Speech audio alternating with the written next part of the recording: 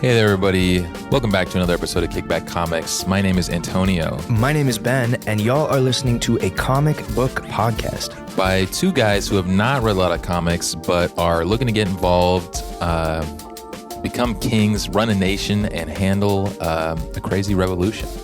Yep, that's what we're doing. That's what we're doing. This is our new hobby. We're doing a book club. We're reading comic books. Thank you guys so much for joining us. Yeah, thank you so much for joining us. And what are we reading this week, man? We're digging into Black Panther. Black Panther, yes, Black Panther, and specifically Black Panther, A Nation Under Our Feet. Written by Ta-Nehisi Coates. Ta-Nehisi Coates, which is pretty wild. And we'll talk some more about that. But yeah, let's get into it. So this was a really interesting one to read, and I think gives us a lot to talk about, not just specifically in like the contents of the chapters we read, right? But there's just so much to discuss about Black Panther in general, about Marvel Comics, about Ta-Nehisi Coates, the author, like his background, obviously, I think is really important and relevant to the storytelling. Yeah, absolutely. There's just a lot for us to dig into. Yeah, we're going to get into it. I think, yeah, I mean, Black Panther obviously has had a bunch of cultural moments. Even more recently, obviously, this issue or these couple of issues came out, I believe, in 2016, if I'm remembering correctly. Right. Yep. And obviously, the movie came out after that. But so we've had these big cultural moments, and yeah, Black Panther. I mean, obviously, folks probably remember when that movie, for example, came out. It was a whole gigantic thing for a lot of different reasons. It wasn't. And we'll talk some more about this, I think, in particular, but, it wasn't one of those things where it is just like a superhero movie, right? This was like a larger cultural phenomenon. A larger cultural phenomenon, a black phenomenon, where, I mean, it was kind of great. I mean, it's like, character that I think some people loved and some people knew, right? But got thrust back in the mainstream, done by a director who's been doing some really incredible black films. And we'll talk about Ryan Coogler, the man himself. Shout out Sinners. Shout out Sinners. Michael B. Jordan, Academy Award winning director and actor. And yeah. They really did kill that. They killed that shit. But anyway, we'll talk some more about that as well. I mean, we're going to talk. Yeah, this is probably going to be one of our more, I mean, not political in like an adversarial context, but like, we're definitely going to be talking about race. We're going to be talking about, stuff like, I mean, representation, right? Yeah, no, it's an incredibly important thing. And I think, this is maybe even a good place to start diving into just who created Black Panther, how Black Panther, the character, came about. So Black Panther was originally created by Stan Lee and Jack Kirby, like a whole bunch of our other Marvel characters. The first appearance was in Fantastic Four number 52 in July 1966. And Black Panther is widely recognized as the first major black superhero in mainstream American comics, right? Which is, I mean, that's a huge thing in general. Also, I mean, crazy that...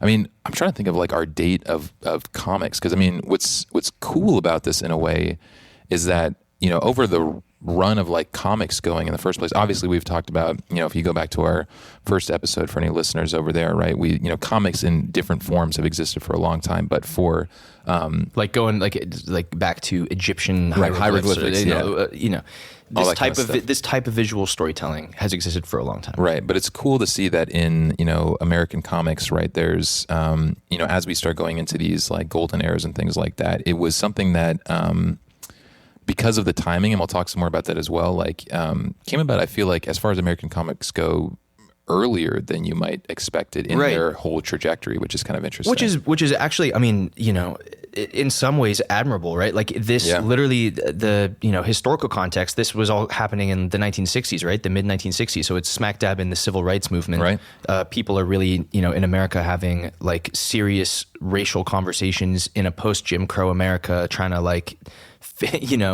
figure out how to even have a dialogue about these things. And this was as far as we understand it, like a actual concerted effort by Stan Lee and Kirby to say we need a cool black character that's not just like a random side character, that's villain the of the thing week. That they talk about that, where it's like he's like the first like kind of recurring actual superhero that prominent, serious, an actual lead in this universe. Right. Marvel openly framed the character as part of an effort to address the lack of major black heroes in comics, and historians often point to him arriving during a moment where America is being forced to confront race directly. Yeah, and it's funny that you told me this. I didn't even know this. I thought it was the other way around, but you told me this actually before we even jumped on the pod. But so, for those of you who don't know, Black Panther, the comics, actually showed up at least in prominent culture, at least in this sense, before the Black Panther Party was founded, at least written down. So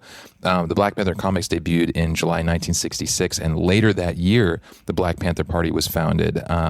So, they're not directly related, but, the overlap of that timing made that name for the Black Panther have even more political resonance. And like it was in the zeitgeist. Like all these conversations are happening politically, people banding together, creating like political movements directly to address this. There's the civil rights movement, addressing inequality, it specifically in lots of other ways. And then, the big storytellers of America are also having to think about it in their own work. Like, all right, how are we talking about this? Let's get involved. Let's have it be part of the conversation. And it's obviously, going to representation, like in a lot of ways, we were blessed to grow up in a time where there had already been like some amount of progress. Obviously, we have a lot more progress to do, and a lot of progress has been happening. But the civil rights movement had happened, right? We've made obviously some great steps in the right direction. Like, Ben said, there's, way more to go. But I feel like exactly what you're saying. What's cool about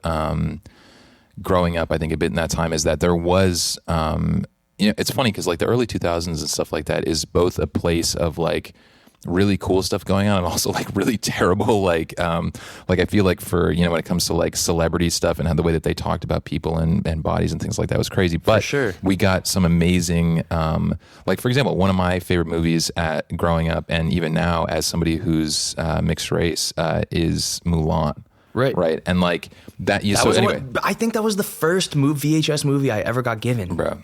I love that movie like crazy. My one of my babysitters at the time, she had one of those vans that had like the TVs in the back of the seat, and that was like the only movie that she had. So like whenever we were with her, it was just like Mulan in the car. Yeah, Mulan in the car. That's fire. Yeah, for sure. But anyway, that time offered a lot of great stories like this, and a lot. I mean, that's also like this is a bit before Mulan, for example, but like kind of similar in this. Like we get. The Lion King, right? And then the parallel that I'm drawing here, right, is this representation of like Africa, right? Which Lion King is a very, very positive, I feel like, in general representation of Africa. Obviously, it's animals, not, right? But it's animals, and it's not like heavily culture or whatever else. But just using Africa as a continent and viewing it in a more positive light, right? As something to acknowledge. In an appreciative and respectful way at all. Versus like, I don't know if you've seen this online, but one of the crazy things was talking about like early cartoons, I think, of Disney and stuff. Or obviously a lot of that stuff comes from like crazy racial scenarios, like minstrelsy. Yeah, you should see like early Looney Tunes. Oh, bro. Yeah, that's what I'm saying. They've taken out all the episodes that are like referencing Hitler and like whatever else, but like they do some crazy. But even just depictions of Africa and black people and whatever specifically, it was like, I remember I saw this thing on Reddit. It was like contrasting the way that Americans were depicting and talking about Africa versus like, I think it was like in Russia or whatever, like other nations. And they were like, ours were obviously on some goofy, unbelievably, like cartoonishly stereotypical, like bullshit, right? Like we were saying, like it's very interesting because we've been growing up and coming of age in a time where all these conversations are happening, and also people that were older than us going out of their ways to create that type of representation. So for example, now as you get older, you obviously get more context for all this stuff. But if you were to talk to like little Ben or little Antonio when we're like 10 years old or whatever, and saying like, oh, well, there's like no black superheroes, we might be like, what do you mean? There's Static Shock, there's Green Lantern. We wouldn't even have necessarily we were, in certain ways, we didn't realize that type of representation, even as minimal as it was like a brand new thing. Yeah, very brand new. Yeah, absolutely. It's like, and like you were talking about like the Black Panther movie, that was a huge deal. And something like we were chatting a little bit earlier about Chadwick Boseman in general, but like one of the points that I think is important, rest in peace Chadwick Boseman, absolutely. Obviously, absolute crazy loss for film and also just Marvel MCU. Like we might have been existing in an MCU world right now that was led by Chadwick Boseman. I know. Instead I think that we might. shit show. Yeah, we might have been. Yeah, but not that that's the most important thing that he needed to stick around for. But you were saying that like a lot of the movies that he's been in, right, and the roles that he's taken have been all of these like very powerful, obviously probably complex in a lot of ways, but I think generally positive depictions of black people and famous black people, like you mentioned, like Jackie Robinson, James Brown, right, exactly. And so this is continuing on his trajectory of doing these roles that show black people in a powerful and positive light across the board. In powerful and positive light, and also like in new spaces too. Yes. You know, like sure. like there's, you know, whatever, some kind of parallel between Jackie Robinson being one of the first like black baseball players that actually got to do it, and Black Panther being one of the first like actual super. You know, obviously the contexts are different, but there's, you know, no, there is I think there is a meaningful parallel there, and actually this kind of takes us into one of the other points that we had written down here, which was us kind of just talking about this positive perception of Africa and things like that, where Wakanda, right, like this is a superhero that's created. And I mean, we still have problems with this even today, right? As much as we're talking about some of the positive stuff that we've experienced, we still deal with like super stereotypical casting, stereotypical ideas on who, I mean, a variety of people are, but like who black people are, like in general. And Wakanda is, and Black Panther in general, is like the antithesis to that way of thinking, right? So this is an African nation that was never colonized. It's technologically superior to a lot of the outside world, culturally rich and politically complex, and it's not defined by the West in basically like any way, right? This is a very I can't remember if this is something that I'd said, but not only is it superior kind of to the outside world, but they have very much like hidden themselves from the outside world. They have their society, and has not been affected by quote unquote the West and whatever else as well. Which again, I mean, props to Stan Lee. Like it's a pretty admirable endeavor for somebody, especially in the 60s, to be like, all right, let's create this iconic black character and let's go out of our way to make core traits and qualities about him and about where he's from like be in direct contrast and opposition to some of the like negative things that might have been being talked about in that time. You know, how well they pulled it off, I'm not here to comment on. I'm also not, I haven't read that much. I haven't read all of it, right? Like, I'm sure that there's like, probably there's probably some crazy shit in there. Like, but Stan Lee definitely wrote some borderline unforgivable stuff too, I'm sure. Like I don't have enough context to know. But we can acknowledge the positivity of taking something that could have been, and again, I think it would have been, you know, for better or worse, a way less memorable character had they not kind of taken this like strong stance. There's a reason that this character has been, you know, an enduring figure, and one that was so important in 2018, like when the movie came out, right? Like I've got it in our dossier here, we've got a little part on the movie. We can jump into that for a second.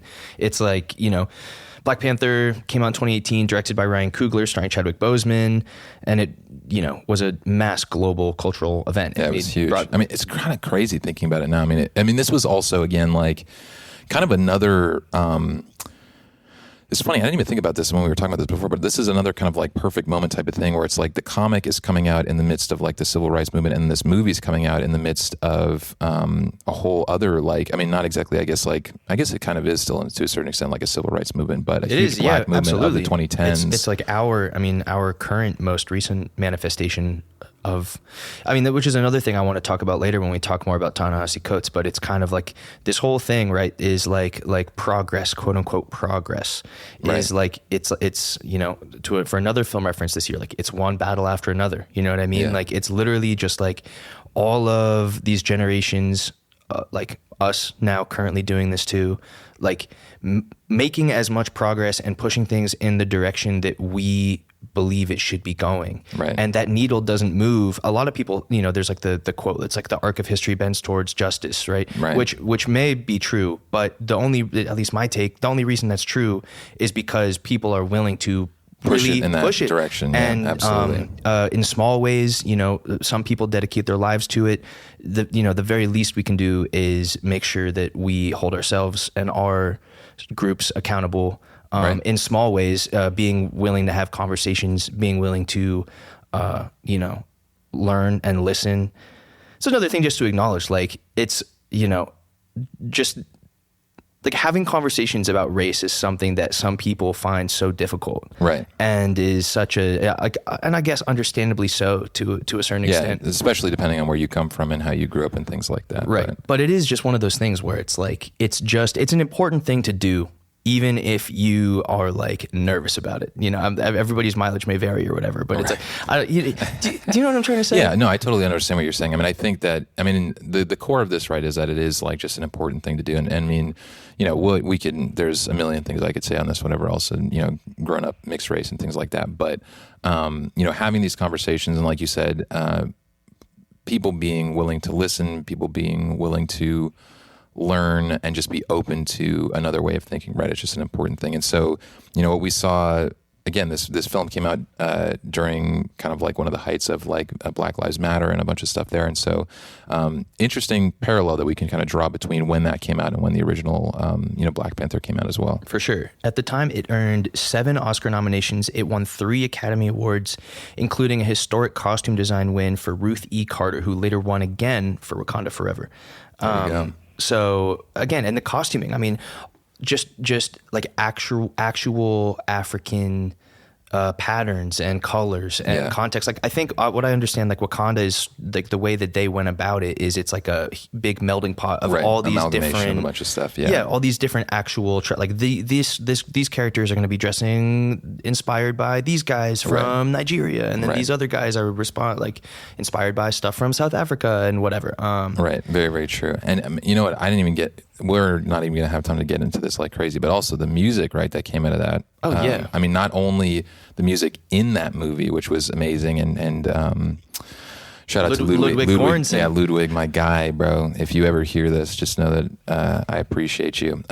But that music, but then also Kendrick Lamar doing his whole soundtrack, right? Like, and there was some, again, huge bangers on this, right? It was not one of those things where it's like it's a movie that just like has a score. It's a movie that just has an album that goes along with it, right? It was this, again, like we said, this whole gigantic cultural moment, perfectly timed with what was going on kind of politically at the very least at the same time as well. And it's also just at the peak of like Marvel's pop cultural significance, everybody, and it's crazy to have, this story that is centering Black character, Black story, Black iconography, Black imagery, also the whole directly African-American perspective, not just African, this like connecting it to like California, which is also where like Ryan Coogler's from. Shout out Oakland. Exactly. And so all of that context, the fact that not only got to be given a platform in storytelling and in movies, but like the beating heart of pop culture at the time. Right. I was not just pop culture everybody was doing like the arms like crossing thing. Like you'd see like kids, like everybody was doing that shit for a minute. And the freaking politicians trying to jump on that. I know, like crazy, bro. Crazy. It's like a Kamala doing Wakanda. Yeah, bro. Forever. People got lost in the sauce. That's if you ever see the politicians doing it, just know that it's ending. But right, it's done. It's a wrap. Yeah, it's a wrap. But anyway, I'm sure that they've done that too. Pokemon Go to the polls, all that kind of shit like that. So, rest but in peace, anyway, my grandma. Yeah, rest in she got hit by that bazooki. All right. So, a little bit of context for everything that's going on here. Let's jump into this actual trade paperback here. We're looking at issues number 1 through 4. This is called A Nation Under Our Feet. So again, like we said, this is the first trade paperback of Ta-Nehisi Coates' 2016 Black Panther run, published in August 2016. This is issues 1 through 4. And then we actually also get a little bit of the original issue. This is the original issue, right? Where Black Panther's first appearance. Yeah, it's not a Black. He didn't get his own comic until later on, but his first appearance was in Fantastic Four. Yes. And this collected edition has in the back. So that's that pretty whole fun. edition, which was really, really cool to look through, and also just interesting for us, like as new comic book guys, understanding really what this was like back in the day, and how the tone of it, like how it's super fascinating. I think it was just fun to have that in there, and also funny enough that we got this through. Comixology, right? Right. And which we may end up looking through for some other things. But anyway, which we can also just shout out, right? Comixology was originally a company that was independent. It's like a subscription you can do to get a bunch of access to a ton of different comics. Marvel has their own one that's just for Marvel. Right, I remember that. DC has their own one that's just for DC. Comixology gives you like a mix of Marvel and DC and Image whatever else, and all the other ones, Dark Horse, Boom, whatever. Of course, it was bought by Amazon, so now it's bundled into Kindle, which is part of our larger... And Amazon Prime and whatever else. So if you already got Prime, you already got Comixology, I think it is. So yeah, you have access to some like of it. that. Yeah, and then I think it's like a couple buck add-on a month to get access to the larger catalog. But, whatever. Anyways, if you guys are interested in checking out comics, but you don't... you already use Kindle, like the Kindle app or whatever, you want to get that on your phone, like just check that out. There's going to be a bunch of stuff that's free, and there's going to be, if you want to maybe pay the extra couple bucks a month, that's a really easy way for you to check out a lot of comics without having to go to Barnes & Noble. Right, and also makes it really easy to read along with us. So there you go. But so anyway, for this group of issues here, we've got our creative team. So we've got Ta-Nehisi Coates, who's the writer. We've got the primary artist and penciler, Brian Stelfreeze, who's done, I wish I had all of the stuff that he's done off the top of my brain right now, but he's definitely a very accomplished artist. The color artist, Laura Martin, and then I guess with the lettering and editorial team, there are a couple of folks in here, I guess. So Joe Sabino and Jeff Youngquist. And I feel like there was somebody else. Maybe we'll take a look and make sure that we get that at the end. But yeah, there's some little blurbs about them in the back of the book, which I think it's probably worth our time just to read those out really quickly. Yeah, definitely. Ta-Nehisi Coates, he's a national correspondent for The Atlantic, where he writes about politics and culture. In 2015, Coates published Between the World and Me, which won the National Book Award. Coates is also the recipient of a MacArthur Fellowship, a National Magazine Award, and the George Polk Award. He lives in New York with his wife and son. So again, this is his first foray into comic book writing. Yeah, we'll talk about that too, which is a whole interesting thing. Yeah, a journalist, and somebody that I definitely am familiar with just from, keeping up with politics and whatnot. Then Brian Stelfreeze, it says he's worked. Give us this one. Yeah, he's worked in the comic book industry for over 25 years as a writer, penciler, inker, color artist, and painter. He's worked for almost every major American comic books publisher and has the distinction of producing over 50 consecutive covers for Batman: Shadow of the Bat. And being one of the founding members of Atlanta's Gaijin Studios. His most recent work includes Boom's Dayman and Marvel's Black Panther. There you go. Laura Martin, winner of multiple Eisner and Eagle Awards. Laura Martin is one of the most acclaimed color artists in comics, starting with Jim Lee's Wildstorm Studios. Some of her earliest professional work include coloring John Cassidy's Planetary and Brian Hitch's The Authority. After a period as art director for CrossGen Comics, she began working with Marvel and serving again as Cassidy's color artist on Astonishing X-Men. Other credits include J. Michael Straczynski's Thor and Brian Michael Bendis' Siege. And then Joe Sabino, hailing from New Jersey. Sabino majored in computer animation at Fairleigh Dickinson University. He started at Marvel, helping launch Digital Comics Initiative, and soon transferred into the infamous Marvel bullpen. After 2.5 years at Marvel headquarters, he made the transition into being a freelance letterer with Chris Iliopoulos virtual calligraphy group. He coaches and plays ice hockey in his spare time. There you go. Cool group of folks. We don't always go that into detail on who they are, but we thought we might. I thought we should. So there you go. Shout out the team. Yeah, shout out to the team. But yeah, so again, like we talked about, super interesting. I guess this coming out was also part of during like Black Lives Matter stuff and everything there. But having Ta-Nehisi Coates, who is outside of, as far as we know, I mean, who knows how much of a comic book fan he was previously? I'm assuming at least enough to do this here. Right. A very interesting take on how to go about writing comics for this, and so.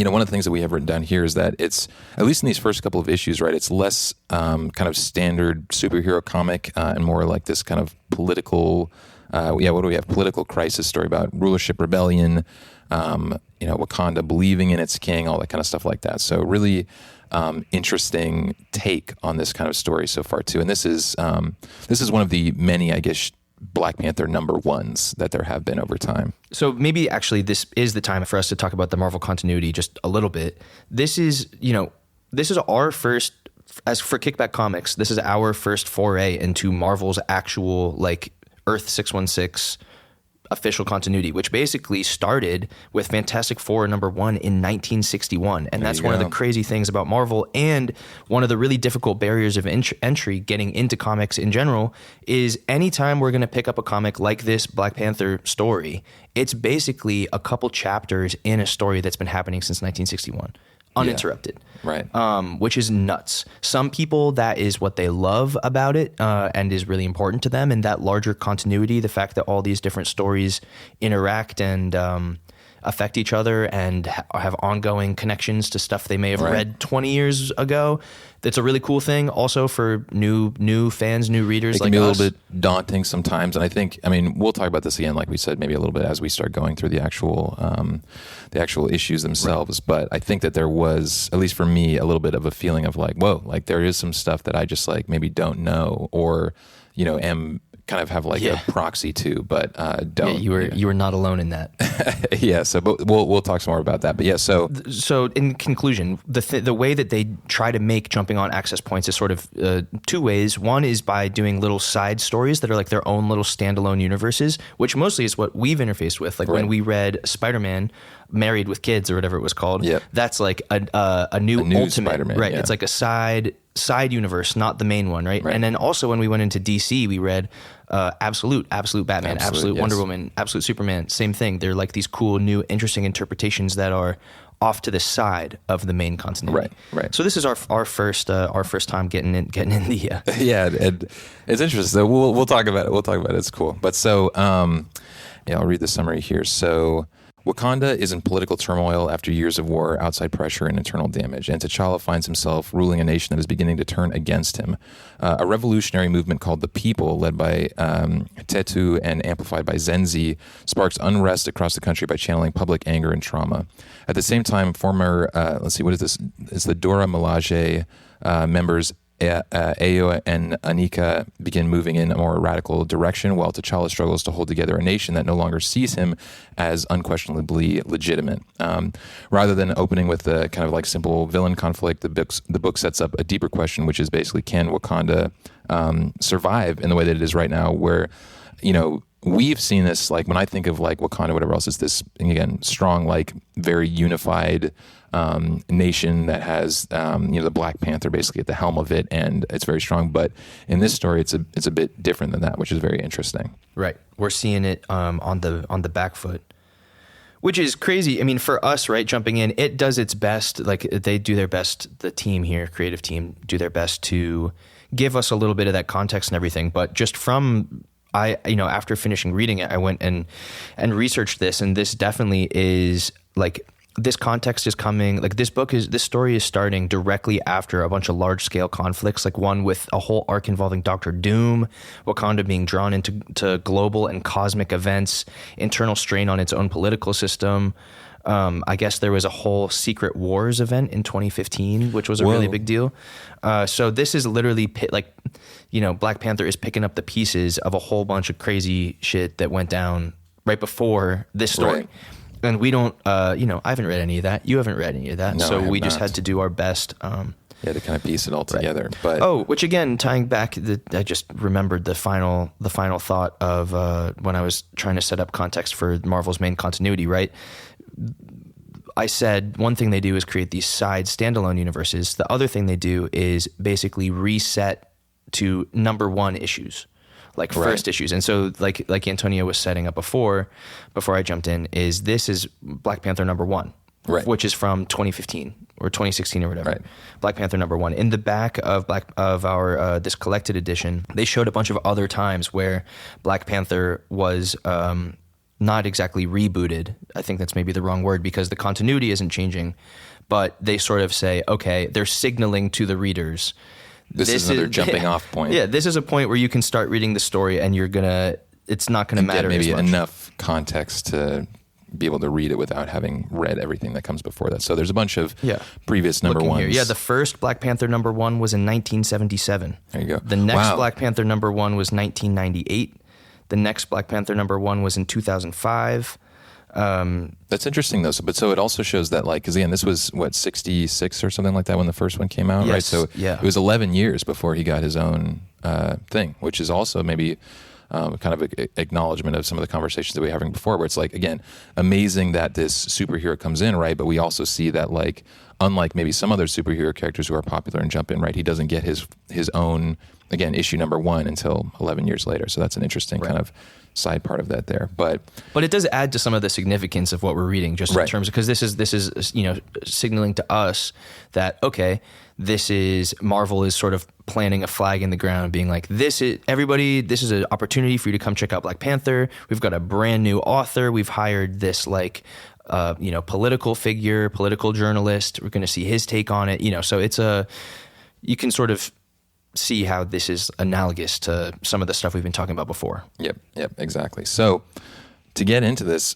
Ben, tell me, what did you think of this overall? Did you enjoy it? Did you feel the non-comic book original writer type of ness from it, or what did you think? Yeah, I mean, it was a fun read. It was really cool. The art is awesome as well. It feels very very modern in a way. Like, it's sort of I don't know exactly where we'd place it on that Scott McCloud realism scale. It feels still pretty, comic booky and cartoony, I guess you could say. But at the same time, realism is being pretty taken into effect. Yeah. There's some other, I'm just scanning through it right now, and I see this is, look, here's some Kirby Crackle, which is something we talked about before, which is a type of like circles that sometimes comic artists will incorporate that is sort of riffing on Jack Kirby. I'm pretty sure his name's Jack Kirby, right? Yeah, I think you're right. Yeah. I always forget his first name. I end up just saying Kirby, which I feel a little bad about. But yeah, I really enjoyed it. I mean, it's a cool story, and there's a lot of like pages where I really enjoyed Ta-Nehisi Coates' writing. I did find it kind of hard to follow. I think for 2 reasons. One, I think maybe I could feel a little bit that this was a very good writer's first foray into comic book writing, which needs to be so concise and. I mean, really, I think, again, kind of easy to follow, but like one of the things that we talked about, I think, a while ago, right, was like the thing about comic books, right, is like that the panels are important, but the spaces in between the panels are just as important. We're trying to fill in the blanks that are, again, like between these panels. And I think that there's a lot of like good stuff that goes on here, but I agree with you. I think for me, I felt like a little bit, like I felt like I was jumping around like locations a lot. And I think also like, this is maybe another thing that we talked about, where us coming into this story at this point is a little bit difficult, right? Where I feel like there were people whose names weren't mentioned until kind of towards the end of the issues, but they were people that were kind of showing up pretty consistently. Oh yeah, there were. I mean, just characters. That's the other piece of it, right? Just straight characters and location and context that we really just don't have. And they did not do, they are assuming they'll just have a character arrive and they'll say their name and assume that we are Marvel guys and we know who that is. Right. And I don't know who these guys are. I have no idea. But I wonder if like the kind of like Wakandan people on that side are maybe like a newer thing like for this storyline. I don't know, but yeah, I think, and beyond like the character stuff, I think the other interesting thing very much for me with this, and you and I talked a little bit about this already, is like the story here.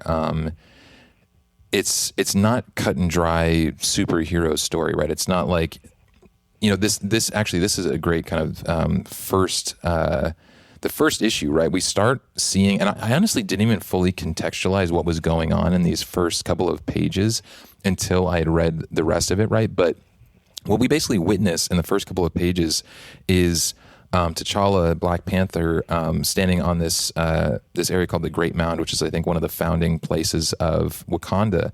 And I think there are miners who are working here, but there's some kind of like uprising that's going on, and T'Challa's men are like lasering down, at least to unconsciousness, as far, I mean, maybe more or whatever else, these people that are Wakandans, right? Which when you think of people who have seen the movie, I guess maybe the closest that you get to like the confrontation stuff like this was with I'm trying to remember his character's name. Killmonger? You're talking about Michael B. Jordan? Well, that and then there was one other character who I think I had written down somewhere in here as well, because his son in this is the white gorilla kind of faction.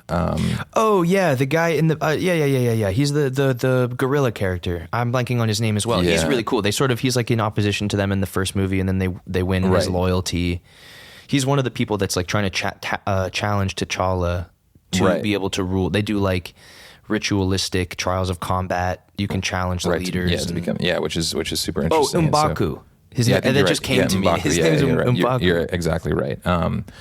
But so the interesting thing that we see here, right, is that it starts off with like, I would not say painting T'Challa and Black Panther and the ruling class of Wakanda in a very positive light off the rip, which is super interesting. And he's in direct conflict with the laborers. Right, it's crazy. We see like and I think part of the deal is there's this woman. It's not Tetu. It's the other one. You're talking about his stepmother? No, the woman who's like her power is like making their eyes turn green. And rise up yes. That was another one where they didn't say. I feel like they didn't say her name until the very end of it. So it's the one that starts with the Z. Right, because we're kind of. I think she's a character that has already been a player, and we're just supposed to know who she is, and we don't. But the deal is there's all this dissent and Zenzi. That's her name. Thank you for finding that. Yeah, she's kind of like I think that they maybe even reference like her as like either like a witch or like a some kind of.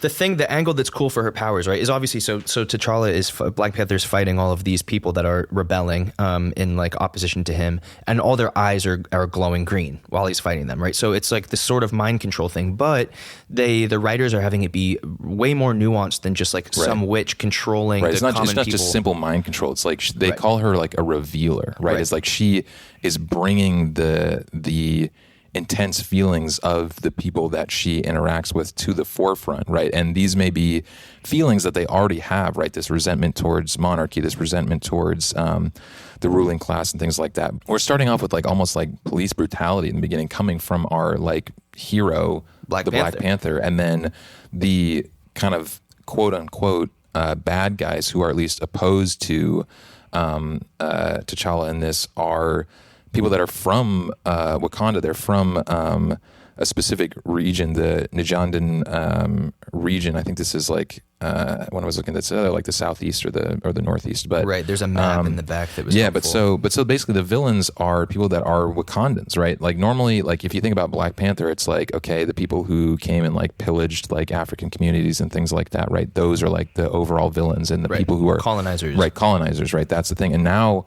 it's this battle, this internal battle, like they talked about, right? Where, it does get, I'm assuming, as a lot of these monarchy type situations do, right? It sometimes gets complicated when this is, being handed down. And even if you are, in your mind, a just ruler, right? You have to, interact with the people and genuinely understand their needs and wants, and even then it's probably pretty impossible to be a perfect ruler. So even these issues too are, I mean, while some of it is relatable just to for different nations, there's a lot of stuff that is like specifically African. I feel like mineral extraction, that type of thing. Like one of the things is these are some of these people that are in revolution or opposition to T'Challa are miners. Right. Which again, as we understand, huge thing. Different colonies and people coming in and basically taking advantage of the natural resources. Yep. Whether it's like emerald mines or diamond mines or just stuff for our iPhones.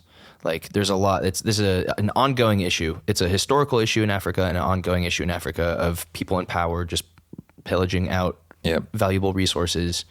And it's interesting to see that same kind of a dynamic, like you're saying, take place within this country. Not even like it's not someone else coming in and doing this. I think it's vibranium they're mining, which is like this material that's important. That's in like Marvel. their kind of claim to fame, realistically. But it is, that's striking, right? In the back of the book here, I can read. There's this little Wakanda thing, and you were talking about the border with Njanda, right? Yeah. So it says here, Wakanda is the most scientifically and technologically advanced country on the planet. That level of advancement has not always led to peaceful relations with its neighbors. Fortunately for Wakanda, its borders are protected by hills, mountains, and the sprawling lake Nyanza. The only exception to this is the open Nijandan border. Nijanda is Wakanda's poorer neighbor to the south, and according to legend, that poverty is not an accident. The Alkama Fields, which for centuries functioned as the breadbasket of Wakanda, is believed by the Nijandans to have once been theirs. In Nijandan history, it is not the vibranium of the Nema Nagai, the Great Mound, that allowed Wakanda to advance to such illustrious heights. It is the seizure of Alkama. The Nijandans, envious of Wakanda's rise, have never forgotten this ancient injury. So this is another interesting thing, is that context is given to us on a map that's in the back of the book. Right. Yeah, that is a kind of an interesting... I wonder if you put that in the front, maybe it's a different experience. Right. I don't know. It would, like, this is all stuff that I guess if we had been... These are thoughts. Right. Thoughts from not comic book guys. So, you know. Right. Yeah. And I certainly don't want it to come across like any kind of intense criticism, right. But it is just an interesting thought. It's a difficult thing. I mean, it's just an inherent thing of reading a story that is just such a piece in a larger tapestry of stories. Yeah. And what's also interesting here too, with this story is that, obviously it is a Black Panther story, but one of the things that we talk about is, it I think spends also a little bit more time than you might originally expect with like a villain where Tetu, who is this kind of like shaman type guy who's one of the main leaders of the rebellion, and Zenzi, it focuses a bit on them, and it also focuses on these two other women, Aneka and Ayo, who are lovers as well, but one of them I think was supposed to be like executed for like either attempted or some kind of assassination related thing, and they get broken out of prison, and then they kind of go off together. And what's interesting about that too is that they're kind of working on like a similar side to the rebellion, but there's actually this very interesting passage and conversation that happens towards the end of these issues where they kind of acknowledge to each other, and that is like the rebellion leaders and these two women, they kind of acknowledge to each other that they're not 100% on the same page. They share a similar enemy, I guess, in the ruling class and maybe even T'Challa himself, but they're not exactly on the same wavelength when it comes to what their goals are too. So it's kind of this three-pronged story that exists here, which is pretty interesting.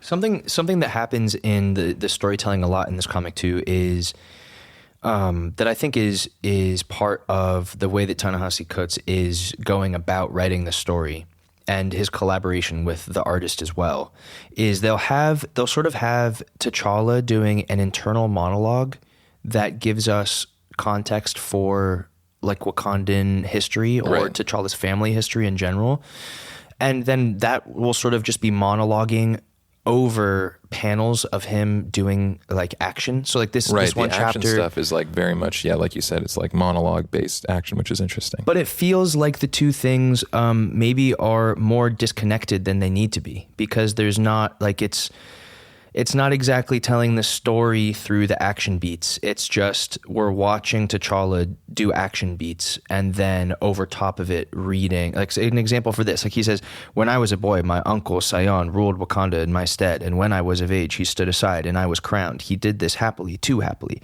I believed his happiness was a mask for intrigue, a scheme. Only with the crown upon my head did I come to understand, heavy is the head, they say. The proverb does no justice to the weight of the nation, of its peoples, its history, its traditions." That's cool. In the background, it's him like beating the crap out of these like dissonants that are on the Nijandan border region, right. as it says. So it's an interesting thing where like the writing is giving us a lot to ponder, and it's sort of reflecting on these like heavier topics, talking about just like big themes of Black Panther in general, true leadership. What kind of sacrifices it takes to be a leader, how to inspire your people, how to connect with your people, all that type of stuff, which is very cool to read, but also does in this context not really seemingly have much to do with what T'Challa is doing. In that moment. Yeah, I think, it's interesting. I wonder what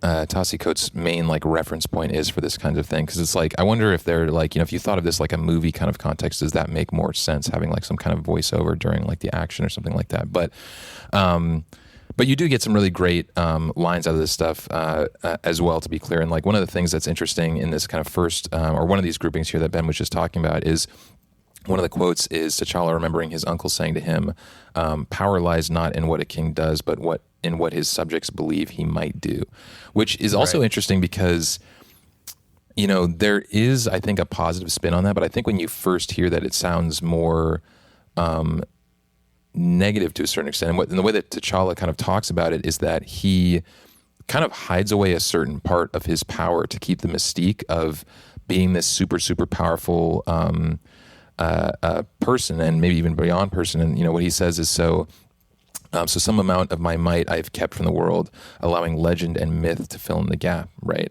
So it's about being a leader that is, you know, I don't know if he's maybe referencing exactly like godlike here, but it's like being this, figure with mystique, which is a very interesting kind of way, and maybe even a more harshly realistic way to think about ruling, which is probably a specific Ta-Nehisi Coates kind of perspective that's brought into this here. For sure. Here, this is the passage I was thinking about earlier. So it shows, so to continue the story, the passages I was reading before were T'Challa entering into this conflict, fighting these guys. That part ends with him walking up to a woman in a hood who turns around and reveals herself as this like witch character. Because you see, what's her name again? It starts with a Z. Zenzi. Right. So Zenzi, all of the dialogue has been internal in T'Challa's mind. He sees Zenzi. He says, "Do not try to get in my head, witch." And she turns around and says, "Why trifle with your head, my king, when I can so easily devour your heart?" Then we cut to a whole different setting, which is like a academic conversation with this guy who was like he's a philosopher and like a teacher, and he was like a tutor to like the royal court to a certain extent. Absolutely, he has some kind of background with T'Challa's mother. The guy Tetu, who's one of these revolutionary political leaders, who's like the shaman. Yeah, right. They're having a conversation. So then later on that comes back. That's his son. Right, which is crazy. I mean, also, I think makes a lot of sense in this. I mean, yeah, if you have somebody who's like very philosophically looking at, you know, the way that monarchy works and all this kind of stuff related to colonization and so on, right? There is some, I think, confusion that can come out of that, and some intense feelings, probably some rightfully so, for sure. Yeah, no kidding. Yeah. But so then from that conversation, it cuts.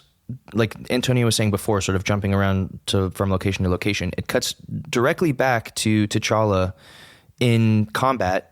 This time he's being influenced by the witch's powers, so he's sort of in this like ghost realm, and you get more internal monologue. He's saying nothing here is real, and yet everything here matters.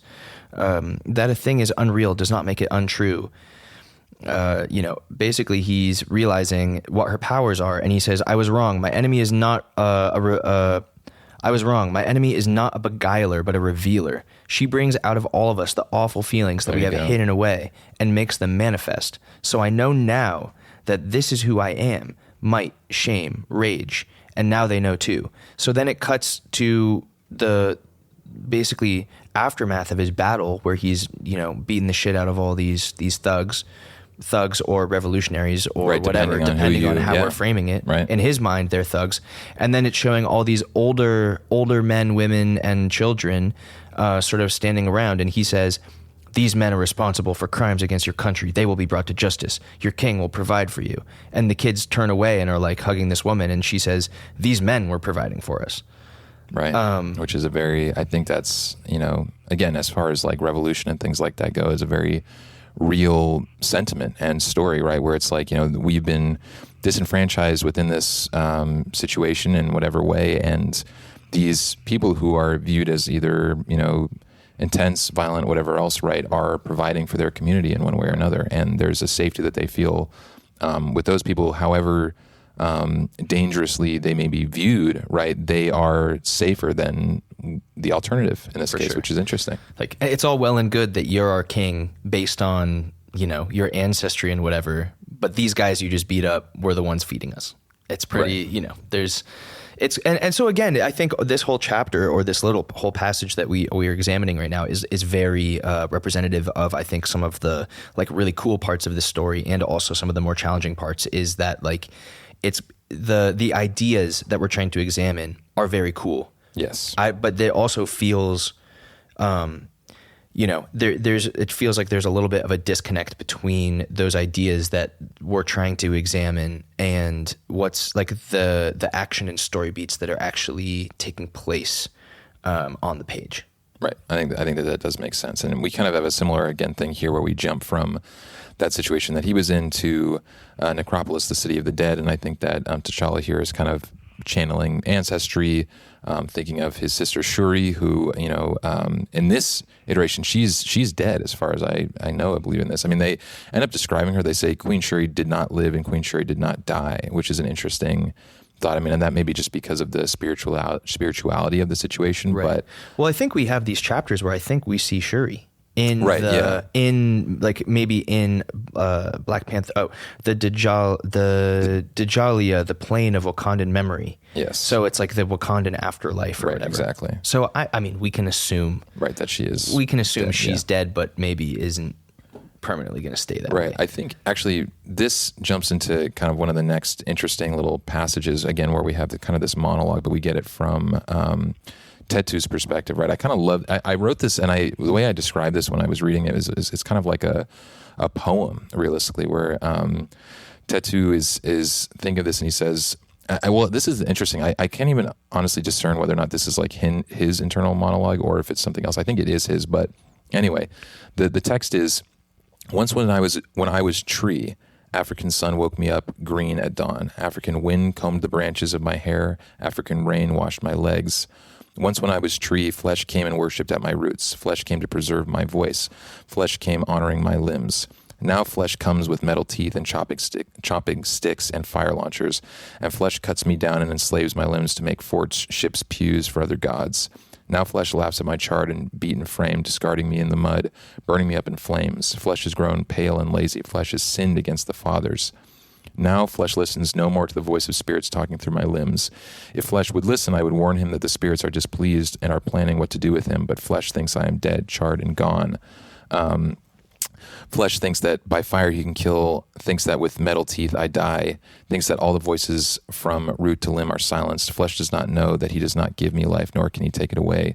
This is what the spirits are singing now. It is time that flesh bow down on his knee again. And so, I mean, this is obviously a very spiritual passage, and I kind of just love the way that it's written, but it's seemingly kind of like Tetu is able in one way or another to visit this kind of spirit realm. I recognize this tree actually that's in these images here from the movie, definitely from their spirit realm. But it's acknowledging his thing also seems to kind of be also towards like not exactly like environmentalism, but he derives his knowledge, I feel like, from the environment. Like he talks about, growing up and having so many questions about the world.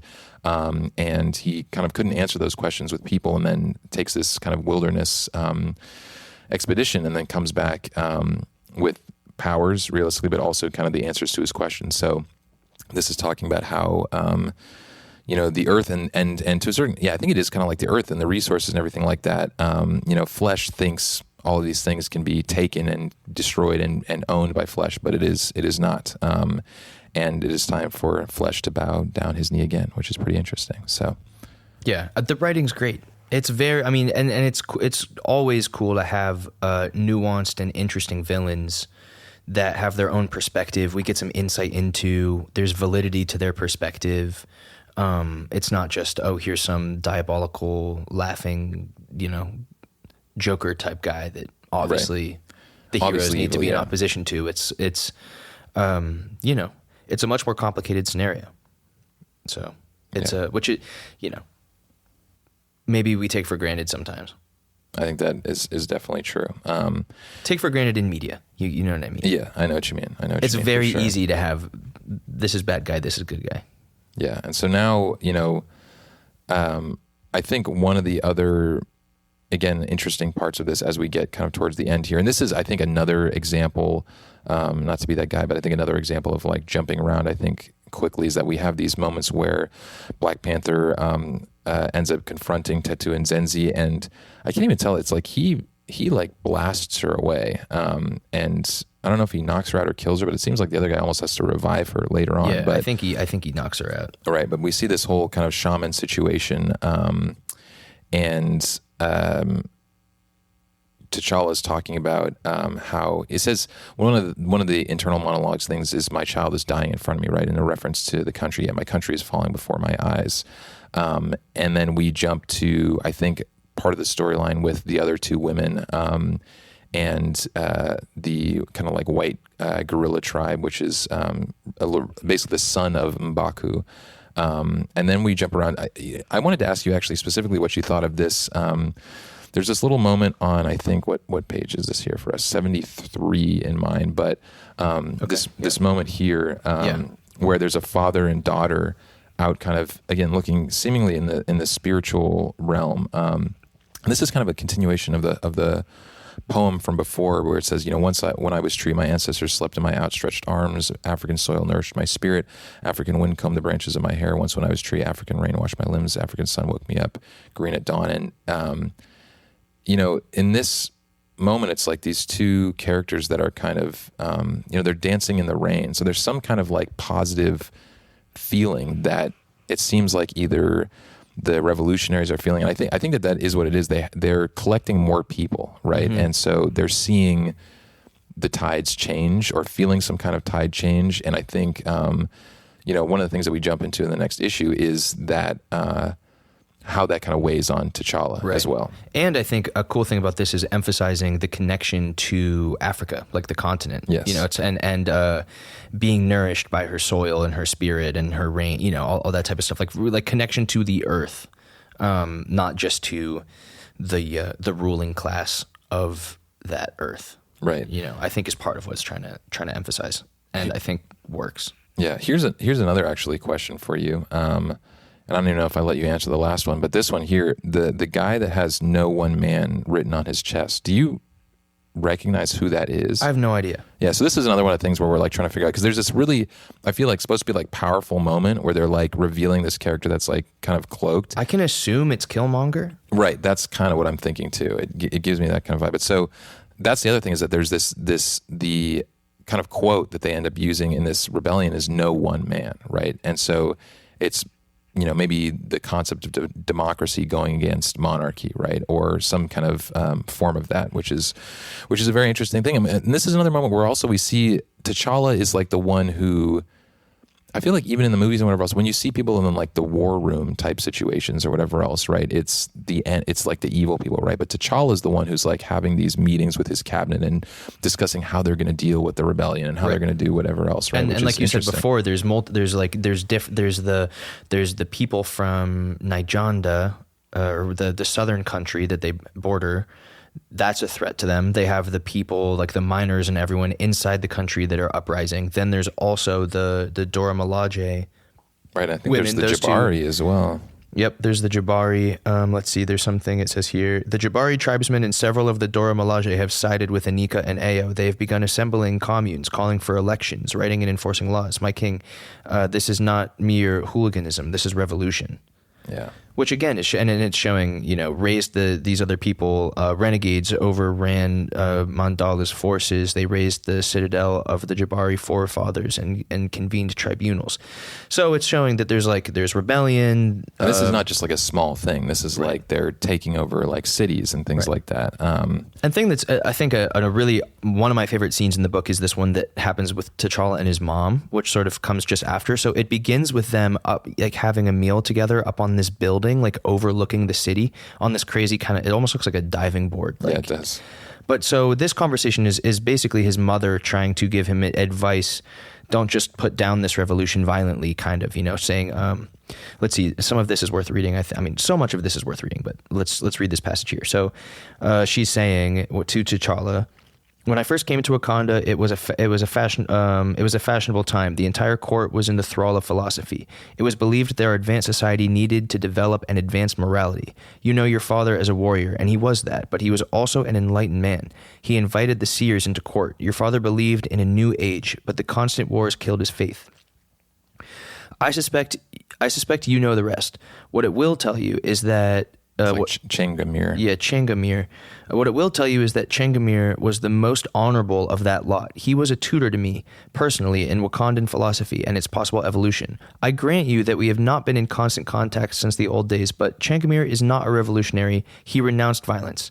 And T'Challa says, and yet here we are. And this is Tetu's dad. Father. Yes. The guy who is the philosophy professor that we visited earlier. Right. We just didn't, again, know his name was Chang. I don't know that I fully realized what his name was even at the time. Right, yeah, exactly. Because we're sort of meant to know who Changamire is. And actually, one of the conversations that happens just before that has some great stuff as well, where T'Challa's, I guess this is like his kind of like stepmom or whatever else, but she and Changamire are talking, and I think one of my favorite passages that comes out of there, they're kind of going back and forth about kind of, I think, the realism of a society that is as ideal as kind of the way that they describe it, where she says to him, one of the conversations basically, he says, "You are mistaken. Tell me precisely how I'm mistaken. No, I will not do the work of your agents. I won't enroll in your national lie."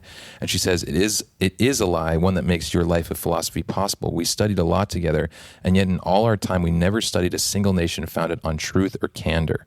Right, which is a very interesting thought process, and obviously, the thought process of the revolutionaries and maybe even this philosopher here, right, is that there is a way to do this, but there's a lot of violence that is even going on here as well, which is a whole other thing. So, and this actually leads us into one of the moments that I talked about a little bit earlier, where these two women here, Ayo and Aneka, and I think it's Tetu are talking right now, and maybe it's just Tetu. I think I don't think Zenzi's there, but they're talking. One of the things they say is, we are not blind to recent events, Tetu, nor are we blind to Damisas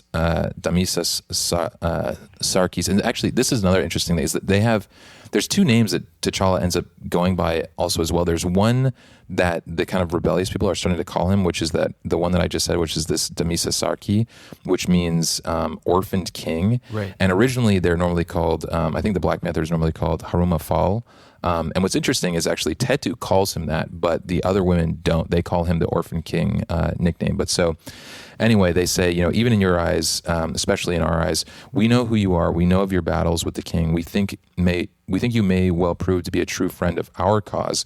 But right now, all we share are kind words and a common enemy. That is not yet enough. So, again, they're not even seeing eye to eye. There are kind of two sides to this rebellion, which is interesting, and also acknowledges that, it's not all people that are coming from the same area or the same walk of life that are participating in this rebellion. And so maybe there's extra stuff that's going on there. It's also just really, you can feel the Ta-Nehisi Coates political, perspective and influence in those words, right? Like the part you're talking about, like the noble lie of the nation, that's a really interesting thing with like thinking about America, or also just countries in general, where we have to come up, not we, but the founders or whatever, have to come up with some kind of concept or story that we can all like tell ourselves that we're a part of and unify in. And that's one of the things with America in general, where we are like the shining beacon on the hill, and we are democracy, and we're this newest republic in the world, and we're about equality, and the Constitution is about all these democracy and freedom and everything equality, like that, but the pursuit of happiness and opportunity and all American of those dream. Right. And as we know, like these are all ideals that are important and we can value, and I think ideally are American at their core. However, the question remains, in practice, to what extent do we actually live up to those ideals, and to what extent are we just another, warmongering, evil nation of plunderers? Yeah. And we, sometimes we are that. We're that right now. We are that right now. And it doesn't feel great. No, it does not. But it's like, example, like what she's talking about is like that kind of lie or those kind of ideals is what enables you to, like this other character to even have these type of philosophical Right. philosophy discussions, philosophical discussions. Right. And I guess I obviously I see what he's getting at. I see the mirror that he's sort of holding up to us as well. Because it's like, obviously T'Challa's intentions are noble, and we also fuck with that because he's the Black Panther, right. and but also we have to acknowledge I guess it's trying to have us acknowledge that the reality of Wakanda's ruling class is not exactly right. They aligned. live in the Golden City, right? And there are these people that are miners that are off to the side, which is interesting again because they have like a massive amount of wealth. So there's something weird that's going on there. Oh, imagine us not equally distributing the wealth of our nations. How crazy would that be? Yeah. It will almost be like all the wealth gets funneled up to this tiny little micro group of powerful, evil people. Yeah, billionaires, huh? Interesting. Anyway, what a comic book notion. Yeah. One of the things that T'Challa ends up doing, kind of taking a step, I think, in the right direction, right, based on his mother's advice, is to, they say, giving those who love you something more than recitation and ceremony by giving that which all great kings ultimately offer, which is inspiration. Right. And he's going out and meeting with the people and everything like that. Yeah. So. Right. And that's the conclusion of that. Actually, the one second thing, part. One thing I want to say real quick is that she talks about this. Actually, were you going to say something about the rest of their conversation, or were we going to? Yeah, I was just going to read some of that part. I'll talk after that then, because I think I'm probably about to say what you were about to say. Yeah, because we're gonna connect the dots of everything we've talked about for the past like few minutes here, right? So basically, we're talking about this guy Changameyer. Right? Is that how we're saying his name? Yeah, well, that's how we're saying it. I feel like there's definitely a different way. Changemere? No, it's definitely not that. Changmeyer. I don't know who this guy is. I don't know. I'm saying Changameyer. Changamire or something like that. But anyway, yeah, go Changamire. But he says, "Indeed, make of Changamire what you will. You requested my counsel and my intelligence, and I've offered it. I do not think your problem is the renegade Dora Milaje. Your problem, T'Challa, is the people. What your father understood, but Changamire never did, was that the first rule of any government was to safeguard the people. T'Challa says, we have failed at that. Doom, Namor, the Black Order, and threats that are not even known to them, or to us readers. I don't know about that. But there is more.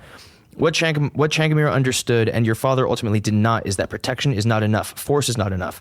To what end does all our weaponry angle us? What are we really protecting? Our lives are not enough. What do our lives mean? T'Challa says, are you really asking me this, mother? We are protecting our heritage, our traditions. His mom says, you are smarter than that, T'Challa. The people know this story well. You are going to have to give them more. For my people, I have battled world breakers, death cultists, and men who would make themselves gods. For my people, I lost the only woman I ever loved. There is nothing more. There's nothing left, mother. I've given it all. No, T'Challa, let us not mince words here. This is exactly what I wanted to talk about. Get into it. Word. No, T'Challa, let us not mince words here. You have never given willingly. You feel the weight of the crown, but you have never felt the great honor of being king. Your people are a burden to you, and you have never let them forget this. You say you've given it all. You are wrong. You have never truly given yourself to your country. And then this is the part you just read, which is how am I to do this, mother? By giving those who love you something more than recitation and ceremony, by giving that which all great kings ultimately offer, inspiration. And that ends with them down in they've now, over the course of this conversation, come down from this point over top of the city, right. And they've gone down on this like little hovercraft thing, and the conversation ends with them hugging and embracing the people. Yeah, exactly. And so we're getting definitely to the end of issue 4 here. This does lead to an interesting point where we get introduced to another villain. Actually, one thing I was going to say first is that I did look up. It's Changamire. Changamire, which is a historic title for the rulers of the 17th century Rosvi Empire in modern-day Zimbabwe. So that's where that comes from. Sick. So anyway, that was the one other thing that I wanted to add here. But we're getting to the end of this, and we get introduced to another character, Zeke Stain, who I ended up looking up. I don't know all the deep stuff about this, but he is originally like an Iron Man villain. So again, like superhuman intelligence kind of stuff. But in this case, what's interesting, and it really honestly kind of confuses me, and maybe again, this is one of the points that they're making, right, is that there's this whole rebellion that's going on, right? And in this kind of backdoor conversation that Tetu, who is having, and again, he's like in his whole like ceremonial kind of garb. He's just brought Zenzi either back from being knocked out or whatever else. He's got the face paint on that looks really cool. And then he's having this conversation with this guy who, for all I know, he's a white guy. Maybe he's not, but in comparison to the rest of the folks that are around here, he's not Wakandan. He's not Wakandan, as far as we know, but probably not. But basically, they're talking about this whole situation and going against T'Challa. And there is this white guy in the back room who's bankrolling probably a whole bunch of this shit, who is... Classic arms dealer type scenario. Right, classic arms dealer type scenario. But right, hit that conversation just saying like, oh, you can talk about all the well-meaning conversation, but if you actually want to get this revolution done, you're going to need to, do some freaking bombs and whatever. It's right. sort of like the villain angle that that's exactly what happens. Is that we go to this next scene where we see T'Challa and his mother down with the people again. They're having a good time, right? And this is again one of these texts that show here, which says, you say you want a revolution, but are you ready for the future, friend? Let me tell you what is coming. Panic in the streets, fire in the sky, casualties. And we see a bomb going off in the middle of this crowd of people. And it continues on saying, agony. The casualties, King T'Challa, were extensive, both the injured and the dead. And so this is going on, seeing that there's this explosion. T'Challa ends up picking up his mother, who's been really badly injured. And this is one of the more intense showings of violence from the revolutionaries in this whole couple of issues here. And then we go back to the war room where we hear again about his mother's injuries. And then this is, I think, another part for me that felt like, again, who is the villain here, right? Where T'Challa starts to say, no more mercy. We know what this is.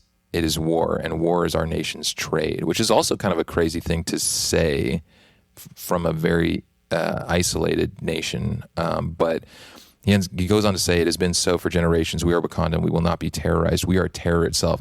When I heard that, I was like, okay, now I'm really like unsure, because I get, again, we will not be terrorized. Okay, you got me there. If you cut off the sentence right there, I'm chilling. But then you say we are terror itself, I'm like, oh no. But again, this is good writing, and this is why the Ta-Nehisi Coates, that's what he's bringing to the table here, right? Which is like just very very real of like rebellion and stuff in the real world. It's like, okay, so let's say the resistance, whatever that is, whether they're terrorists or not, that's all just semantics, right? When it comes down to it, right? They may have a noble cause. They may be right on paper with their argument, but then the reality of what they're going to go about is blowing up a bunch of civilians, right, to try to, again, he's bringing us back down to earth and relating this to these like real world parallels that we can think about, where all these conflicts are terrible and so complicated and basically impossible to there's no make. Right way. There's no right decision to make almost ever. Right.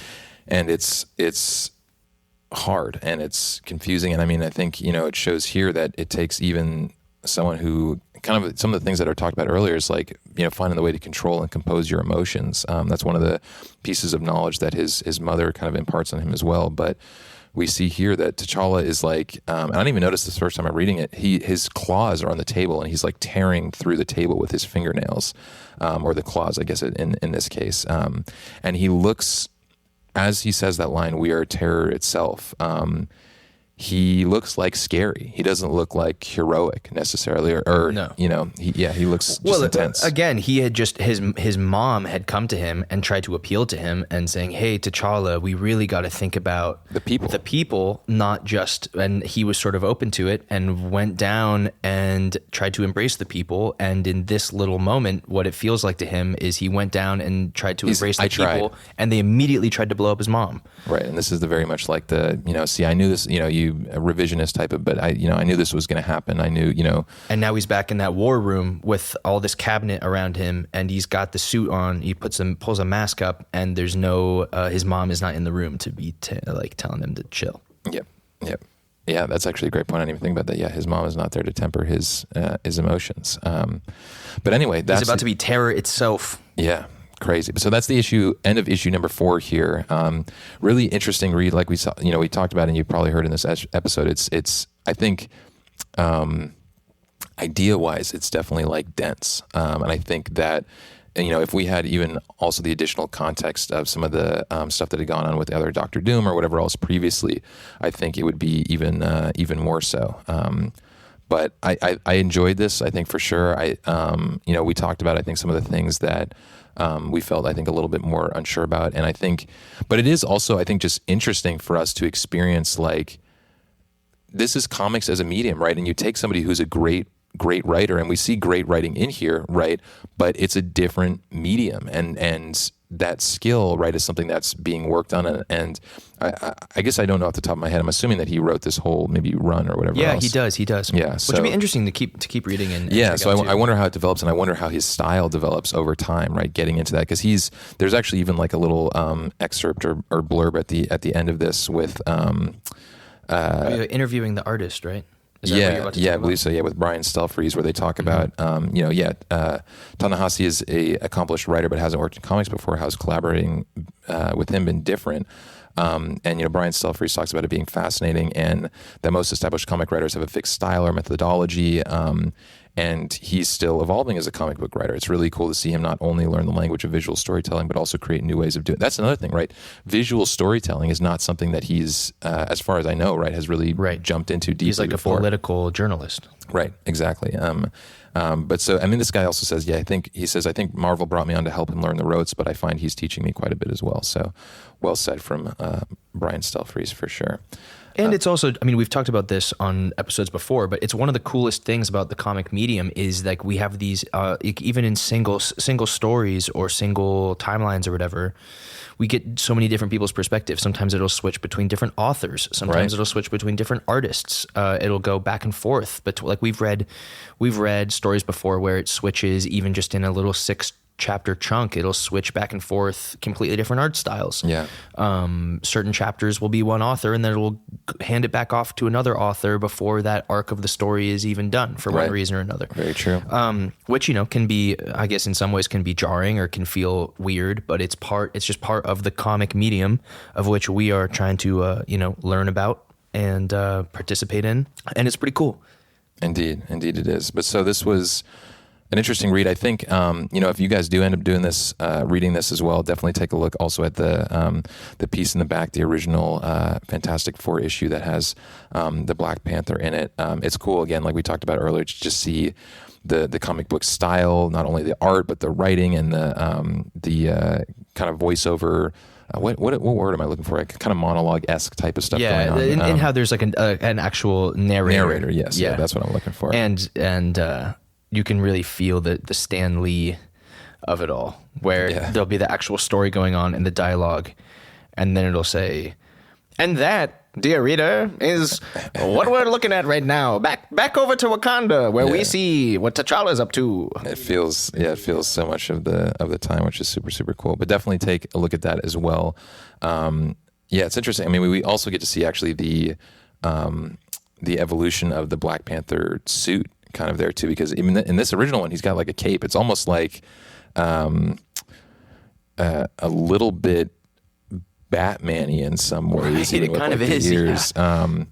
But cool. And I think actually, I can't remember if it's this artist or somebody else says that they talk about like they really enjoy the very like sleek look of Black Panther, which is the one that we ended up getting here. So that's another interesting part of this. This is also it's cool. Our first, read of a Black Panther thing. Like this is certainly not going to be the last. I'm sure we'll read. And as we read more like Avengers stories and other team ups, and who knows what we're going to read. But Black Panther definitely is going to be popping up. In the future for sure. Anyway, so this was Black Panther issues 1 through 4 from 2016. Any final thoughts, Ben? No, man. Good time. I don't think so. I think we had a. I do have one. That, hit me. The thing that we didn't touch on as much is one of the other things that T'Challa is dealing with is his responsibility to Wakanda versus his responsibility to the rest of the world, right? Because what it seems like is the background for some of this is that he was off like saving stuff in the world. Maybe during either this Doctor Doom thing was either happening in the world or was happening in Wakanda, Wars right? thing Secret or Wars, right? So he had to step away, which is the other reason why Shuri, I think, was queen at that time as well. There might be some other reason for that as well. He feels responsible for her right, death. For death. He feels that too. And so, what's his responsibility to his family? What's his responsibility to his nation? What's his responsibility to the rest of the world? Right, yeah. And can you balance all those things? And it seems it's pretty difficult too. But anyway. That's similar. That's, that matches up with some of the themes of Ryan Coogler's, like the first Black Panther, where it's like, hey, you guys have all this, there's people in Oakland struggling. Right. Not just Oakland. There's people all around the world, but in that situation, it's like Killmonger from Oakland. Yeah. Right. And like, places that, Wakanda, places all over Africa that are really, going through it in one way or another. And to what extent is Wakanda just supposed to like stay invisible and be like super advanced and hoard its resources? And what responsibility does it have to help? Right. And which again is, with great power comes great responsibility. There it is. The core, bring it back. Come on now. Core of Spider-Man, core of Stan Lee's writing, core of this modern American superhero storytelling. And it's it's just so cool. It's fun. We're doing this, bro. It's fun. We're reading these books, and taking them seriously and trying to talk about them. And I think it's a worthwhile thing to do. And thanks to everybody who's been joining us and jumping in. Thanks to everybody who is joining us in the future and coming back and listening to this. We appreciate you from the past and in the future. Yeah, facts. And in the present. But anyway, thanks so much, guys, for listening. This has been Kickback Comics. We'll catch you in the next one. Peace.